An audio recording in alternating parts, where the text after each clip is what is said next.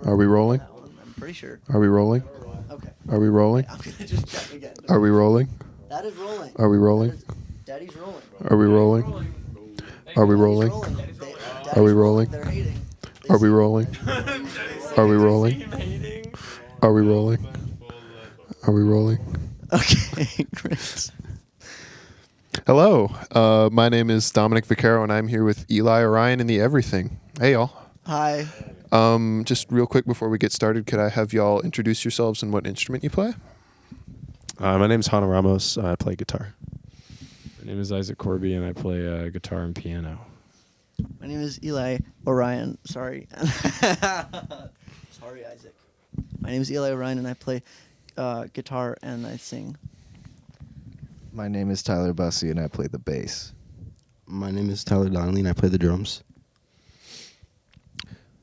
So y'all just got finished doing a live session here at Soul. How'd it go? It was good. It was fun.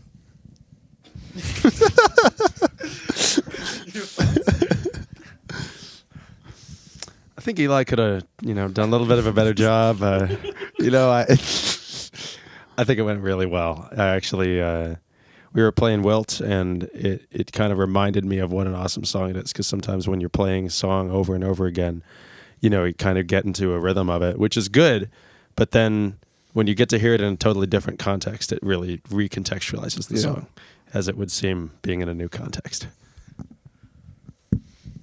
I'm super excited to have a recording of that song, and because I feel like we kind of built that ourselves. Like we kind of arranged it, in rehearsals versus the other songs that kind of started from a recording and we worked backwards. So I'm really excited to have the live version of that going to be out somewhere, and then whatever recorded stuff that it turns into.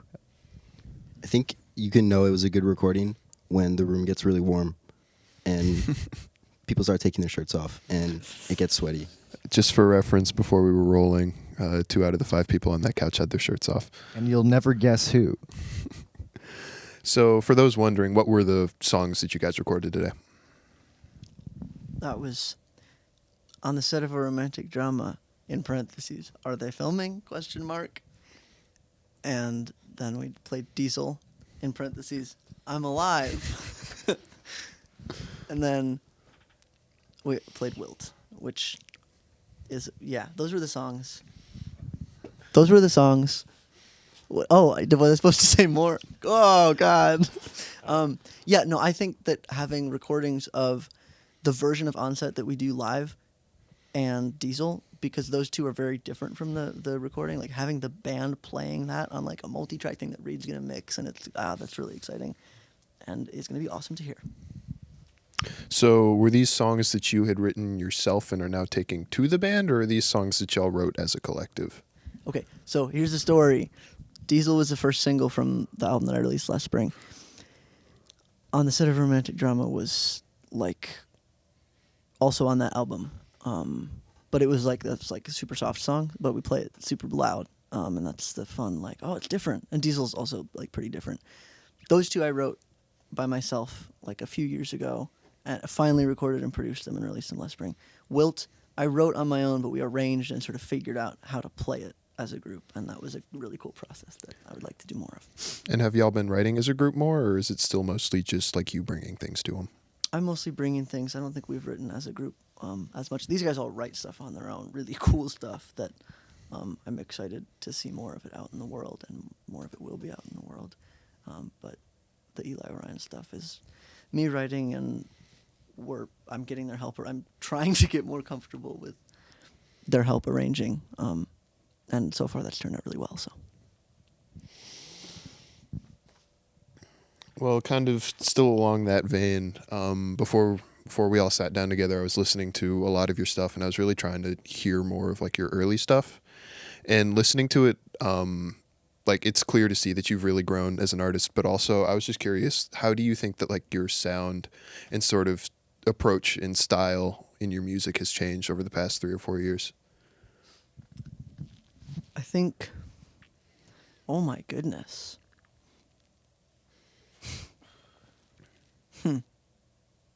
Okay, well, you stumped me with that question, and I'm thinking about,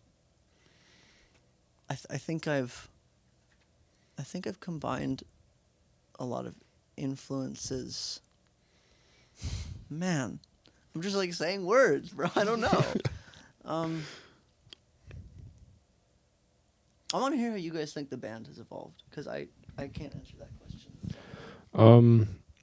Well, I think the band evolved, not saying evolved necessarily like made better, but just changed the music drastically, because it was like, especially until recently where we started playing with tracks, we needed to look at the song, or Eli really needed to look at the song, but we also do a lot of arranging as a band, and look at the studio version and go, okay, how can we, not necessarily like one-to-one recreation, like who's going to play this part, who's going to play this part. How can we capture the energy of this song? How can we capture like the idea presented with the tools that we have? We don't have a million backing tracks of vocals and synths and little ear candy things, but we have, 2 guitars, a piano, sometimes another guitar, a bass and drums, and trying to work with that and sort of remix the songs in a way to match that and to make it work.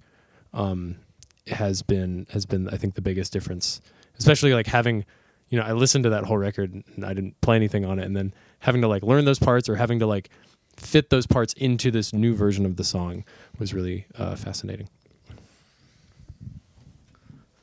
I think to the earlier question about how Eli's style has changed, as somebody who's listened to his whole, I'm a super fan. Yeah, exactly. I've listened to his catalog extensively, even prior to being in the group, and I would say that a big part of what has changed in his writing has been like trying to go for more of a band sound in a certain way, like trying to sound more like a live group, even before he made this band. And I think a lot of his early stuff, it had this very sort of like childlike quality, sort of like very emotional, nostalgic kind of feeling. And I think a lot of his stuff now, it's a lot more mature, but it still retains some of that stuff. So I think it's, pretty accurately showing his actual He's like growing as a human being. Yeah, so I joined this group only about a year ago, so I can't like exactly say how like his writing has changed in 3 years, but something that I've always noticed and like really appreciate about Eli is how detail oriented it is. And like this entire group in general, we orchestrate all these like tiny little fills and these tiny little moments, and like so we can do them the same every time, and it just like makes for a really impactful performance. I'm super glad you're into that. I'm happy you like that, because I know I can get like I'm not like I can get anal about that, but you do that really well. You work with that well, so. Yeah, I will definitely second that. I think that's something that has not changed. Is like it feels like that has always been sort of the goal, is to be detail oriented and to be exact. But there's an element of like, the songs are going to mature as they go, and they certainly have. We've made a lot of like different decisions, like looking back at the recordings from, shows from last year, it was like these songs and the way we played them have matured a lot. We've really sunk into them in a big way, as well as I think our mindset has changed a bit, because something that kind of came about this term was this idea of like every note mattering and so much intention. And Eli said something like, listen to your part 20% and everybody 5%. I said 5%. Sorry. 5% and everybody else's part's 95%. And as soon as we like made that very intentional switch, I remember that was such an inspiring run through, and something that we have like really kept on, and something that we have written on all of our set lists, just right on the top, like big block letters, like every note means something, know why you're playing it. And I think that mindset change like really kind of stepped us up. So we've mentioned like growth amongst y'all and how things have changed, but to someone listening, what do you want them to take away from your music? I want the people listen. I mean, in any case, whether it's like the recordings or the like a live show, I think a primary goal, and I don't know, goal. I want people to look at the things that are around them and have that be the only thing that's in their minds, and not be thinking about everything, but just be like, and I think music definitely helps me do that. And yeah, there's a lot of things. That's one of them. To be present. Okay, we can do something lighter now. This is a question for all of y'all, but is there like any specific person y'all do when you're performing? Like anybody that you take inspiration from stylistically, musically, like anybody you want to emulate live? We can go in order. You know, I don't really want.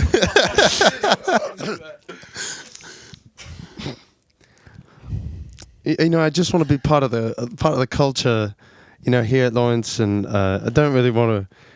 I don't want like cheap flowers or a card. I just want to play with my band. That's a great answer. Thank you. Full answer. Thank you, Hannah Ramos. I fucking yeah. No, so we got this on camera. All right. If we haven't gotten it yet, I don't think we're ever gonna get it. Hannah has been really sick for the past all term. He has this cough that woke me up at 5 a.m. and then he got to go back to sleep, but I was just up. And so I know this had nothing to do with the question, but I'm just No, that's I important. Sort of hate him. It's interesting because I don't super listen to this band anymore, but like it was the first band I really got into when I started playing guitar, which is I think maybe like by a slight majority is what I mostly play in this band now. But I think I still take the energy from this guy when I play piano is of John Dwyer of the OCs and Coach Whips and Pink and Brown and that whole sort of punk Rhode Island scene, because he comes on stage and he's just like a ball of energy, like not like a Tasmanian devil like running around or anything, but like there is he like melds into his guitar and literally melds into his guitar because some of the merch at the shows is like him and his guitar are literally like he's like an alien and it's like merged into his body. And I got to see them live in high school, and like his whole presence and approach to music as someone who doesn't, he didn't go to music school or anything. He's kind of entirely self-taught. His like just the way that he thinks about it and that he performs is something that I really try to have in my performance because it is so utterly genuine. It's not really a performance in a way. Yeah. Yeah. You have the strap height to match for sure.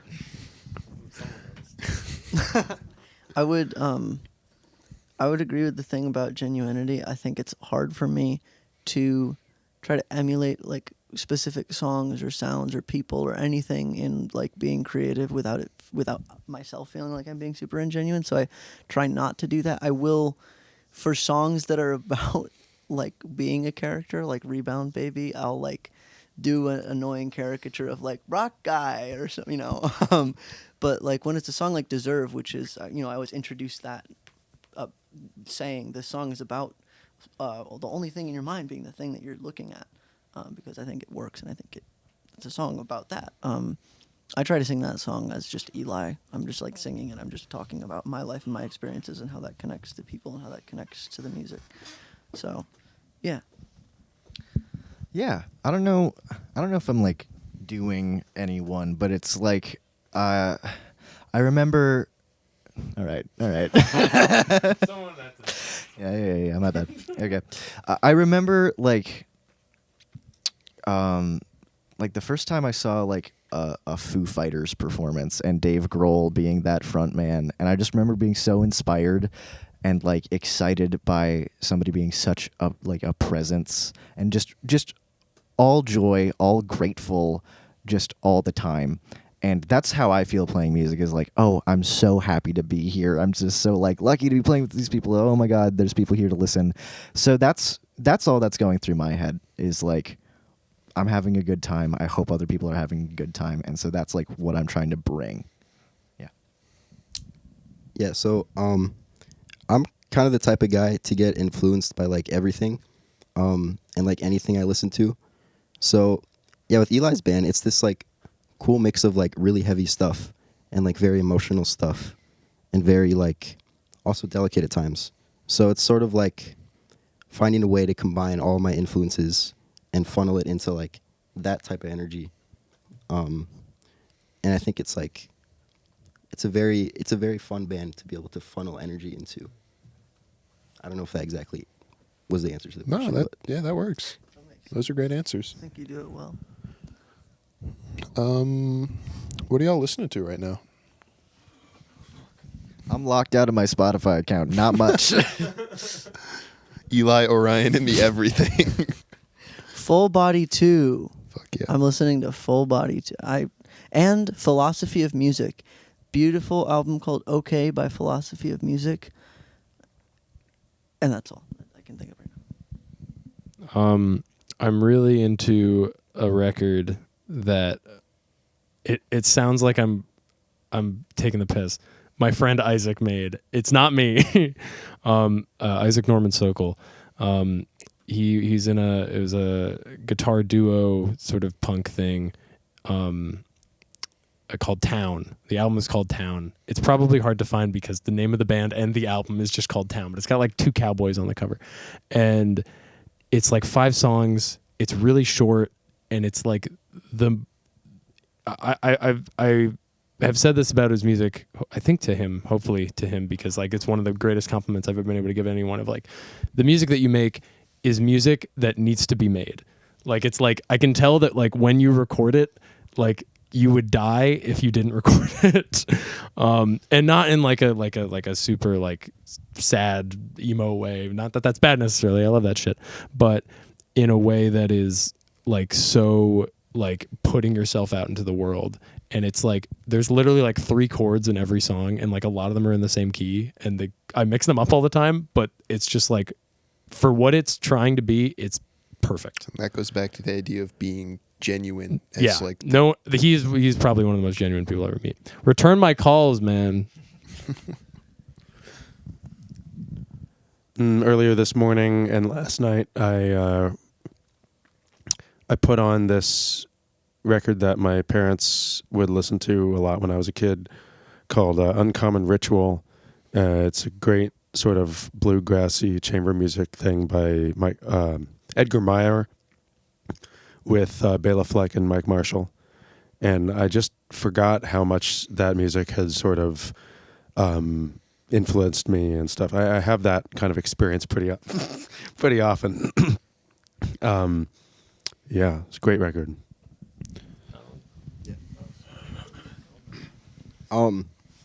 Sorry. So I sort of go through phases of music listening that are very closely tied to what like emotions I'm feeling at any given time. So right now I've been super into gore grind and death metal, and like there's this band called Devourment. You know them? No, Yeah, no, I just like randomly found them on Spotify, and it's like actually some of the most insane drumming I've like ever heard. And yeah, I'll just put that on my headphones full volume and just like go on a walk and listen to that and chill. So yeah, that's my answer. Do you fuck with Cryptopsy?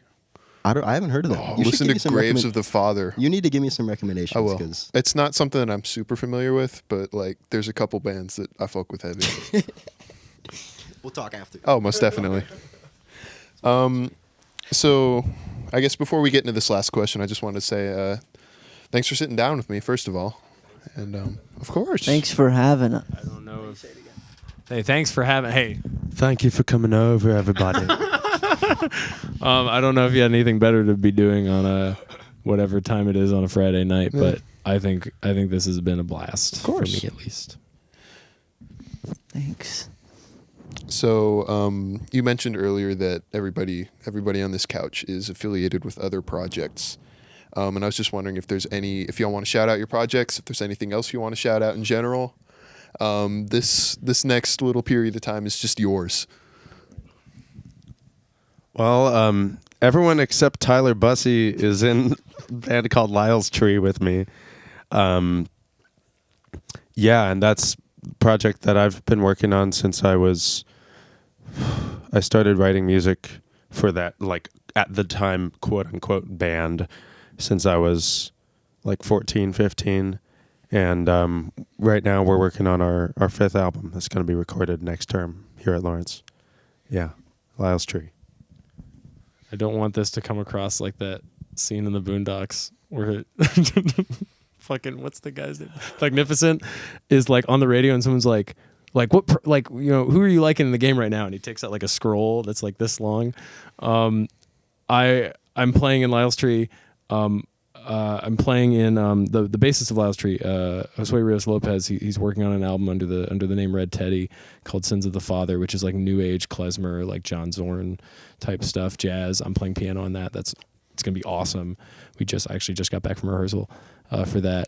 I'm playing in 2 different sort of punkish bands. One with half of my music, and the other half with Donnelly and Calvin Mark, and then the other with just these 2 Tylers, and it's Isaac Corby and the Tylers. And I know that you're not a fan of that name, Dominic, but I didn't know you before I came up with before Sophia came up with it. Of course. Next name you come up with.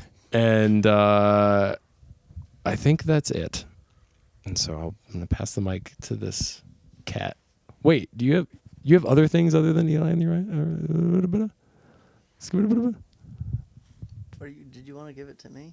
If you had anything other than this. I'll talk last. Okay. All right. I'm in Isaac and the Tylers, as the name might suggest. And I don't have any real projects going on, but I am trying to set a goal of doing a tiny college concert of my own music next term, because I'm trying to write more and get in that habit. So I'm making a deadline to make it happen. And so you will see these folks probably performing a little bit with me on that too, which I'm excited for. So yeah.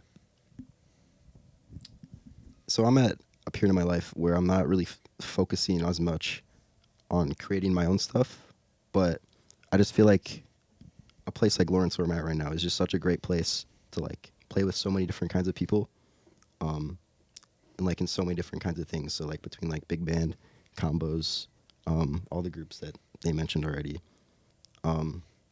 Yeah, I'm just really trying to play in every band I can. Just sort of to like gain experience, because like I'm not going to be here forever. I'm not going to have these beautiful people around me forever. So I'm just trying to enjoy as much as I can while I can. I'm also in Lyle's Tree, and that's just awesome, and I'm excited about that. And I also wanted to shout out my friends Reid and Dominick, who are doing cool stuff that might see the light of day sometime very soon. And my friend Quentin, who I'm playing on his recital coming up. I don't know. Yeah, we're going on tour. We're going to play like 4, maybe 5 shows at the end of March here, and we're looking forward to it. What cities are y'all hitting? Minneapolis, Madison, Milwaukee, Appleton. Boom. Okay, I have something to shout out. Wait, okay, so yeah, you can. Do you want to move the camera? I'm good with that one. That one's I got off. that one. That Oh, one's fuck. turned Okay. We recorded this in Seoul Studios. Lawrence students, come to Seoul. We will record your stuff for free if you want to learn. We got classes for it. Come get involved. Yeah. I've been Dominic. This is Eli Ryan and the Everything. Thank you for listening. Thanks, Reid. Goodbye. Thanks,